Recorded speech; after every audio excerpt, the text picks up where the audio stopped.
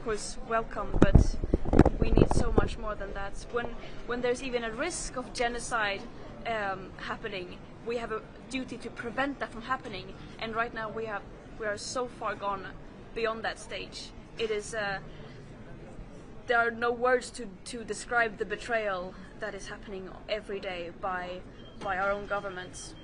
You were made the choice. You were offered the choice to return straight away, or for leaving Israel. You chose to leave Israel straight away. We've been told that people were forced to sign papers in which they recognized they'd entered the country illegally. Did that happen for you? I did not recognize that I entered the country legally.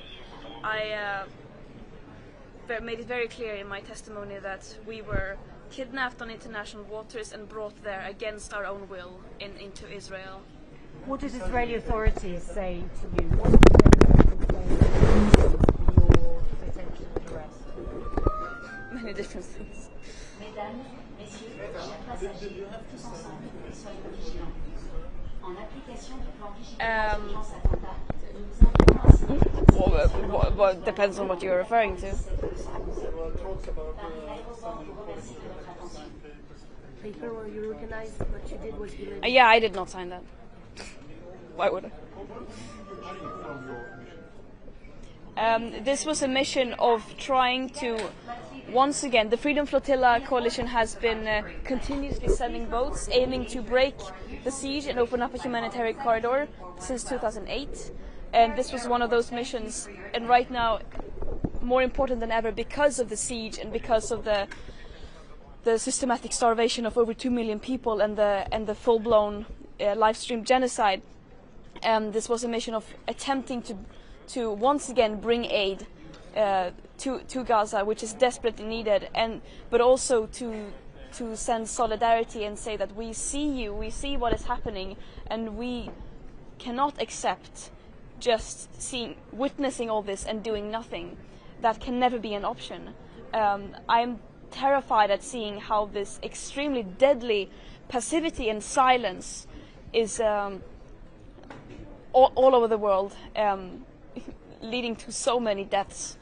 Your opponents in Israel use moral understanding. Could you elaborate? That you're doing this to the cameras, the effect. Well, that is very ironic coming from them, since you just described them doing the PR stunt of them handing out sandwiches or whatever. But this is our last boat that we were attempting to go on this mission with a month ago. Was a much larger boat with, of course, could fill much more aid. That was bombed twice, and all the evidence strongly points towards Israel.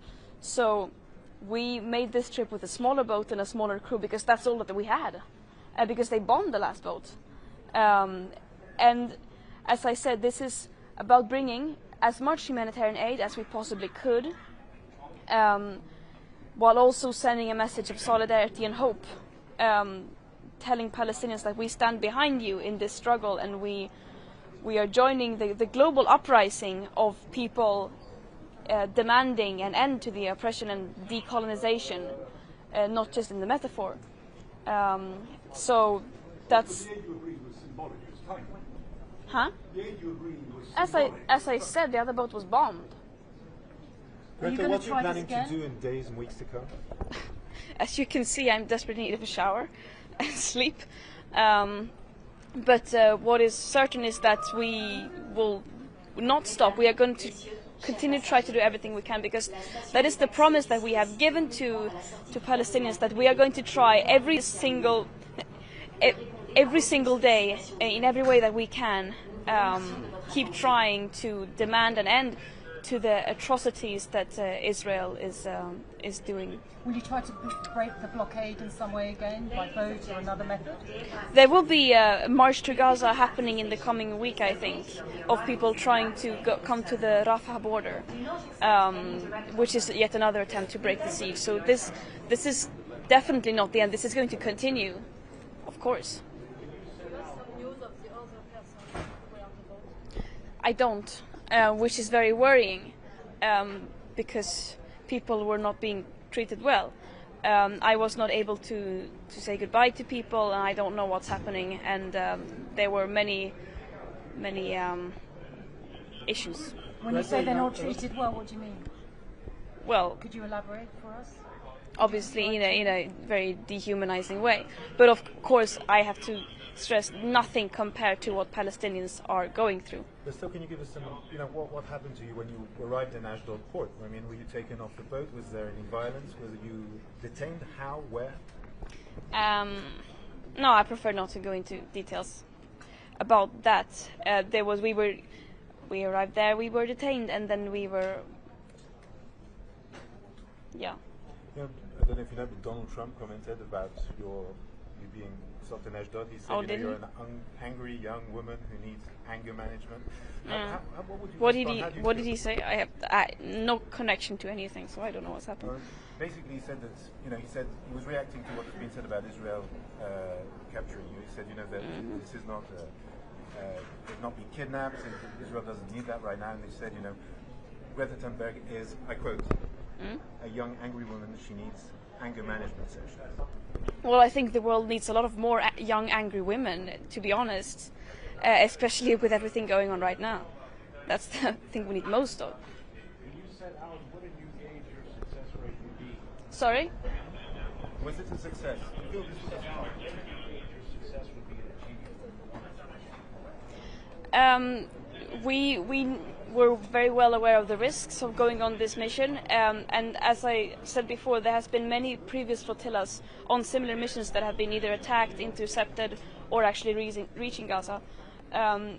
So, of course, the aim was to get to Gaza and to be able to distribute the humanitarian aid.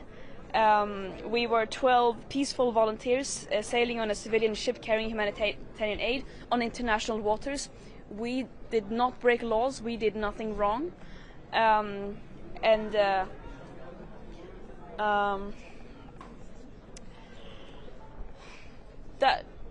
the point is that whatever the odds are, we have to keep trying, because right now, when you look at the state of the world, everything feels meaningless. But unless you try to do everything you can, that's when we lose our hope. No. Let's understand the context.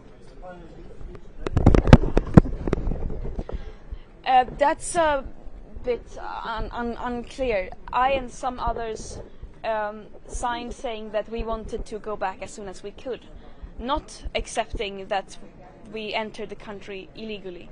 And some people did not sign that. We were held in also separate places for many amounts of time.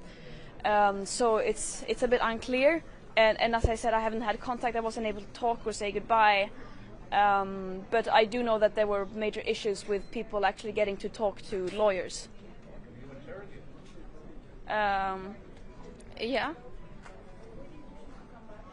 Huh? Why would I want to stay in Israeli prison like more than necessary? Why do you think so many countries, governments around the world are just ignoring what is happening in Gaza?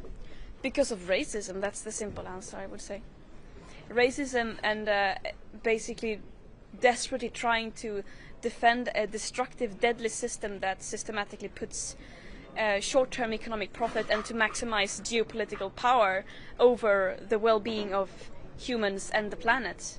And right now it's very, very difficult to morally defend that. It is impossible, but still they are desperately trying, which is